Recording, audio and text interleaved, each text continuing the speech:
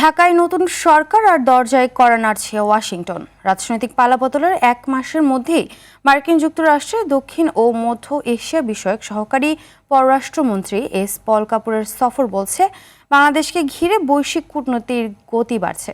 সফরে ইঙ্গিত দিচ্ছে দুদেশের আগামী দিনের গুরুত্বপূর্ণ খাতের সংশ্লিষ্টতা।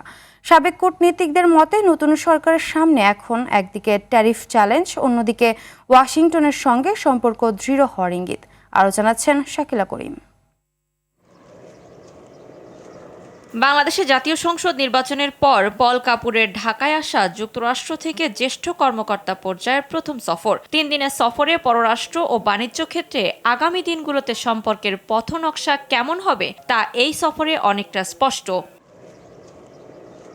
সাবেক মার্কিন কূটনীতিক বলছেন, নবনির্বাচিত প্রধানমন্ত্রী তারেক রহমানকে শুভেচ্ছা জানিয়ে মার্কিন প্রেসিডেন্ট ডোনাল্ড ট্রাম্পের চিঠি ছিল সম্পর্ক এগিয়ে নেওয়ার শুভ সূচনা। দুই দেশের মধ্যকার বাণিজ্য চুক্তির বাস্তবায়ন ও প্রতিরক্ষা চুক্তি সইয়ের প্রসঙ্গ প্রকাশ পেল এই সফরে। চিজি আইসক্রিমের সাথে ভেলভেটি কেকের মিশ্রণে পোলার রেড ভেলভেট আইসক্রিম, মন ভালো থাক।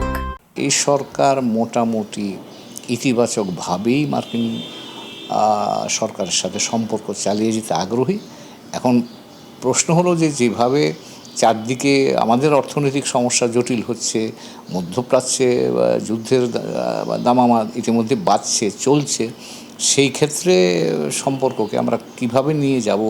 গতকালই দেখলাম বোধহয় আমরা সম্ভাব্য জ্বালানি সংকট এড়াবার জন্যে মার্কিন যুক্তরাষ্ট্র থেকে জ্বালানি সাহায্য চেয়েছি।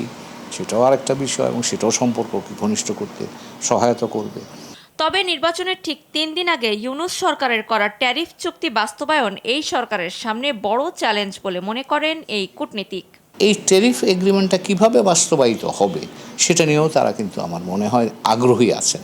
এখন এখানে 2-3টা জায়গায় আমার মনে হয় তা খানিকটা আমাদেরও পরিষ্কার হওয়া দরকার, তাদেরও পরিষ্কার হওয়া দরকার। একটা হচ্ছে যে নীতিমালার আলোকে এই ট্যারিফ এগ্রিমেন্টটা সই হয়েছিল, সেই নীতিমালাটাই মার্কিন সুপ্রিম কোর্ট কিন্তু বাতিল করে দিয়েছে। এখন এই চুক্তিটার আইনগত অবস্থা কি সেটাও কিন্তু দুই পক্ষের পরিষ্কার হওয়া দরকার। যুক্তরাষ্ট্রের দক্ষিণ ও মধ্য এশিয়া বিষয়ক অ্যাসিস্ট্যান্ট সেক্রেটারি পল কাপুর 3 মার্চ রাত 9টায় দিল্লি থেকে ঢাকায় পৌঁছান। মার্কিন পররাষ্ট্র দপ্তরে ডোনাল্ড লুর উত্তরসূরি হিসেবে এটি তার প্রথম ভারত ও বাংলাদেশ সফর।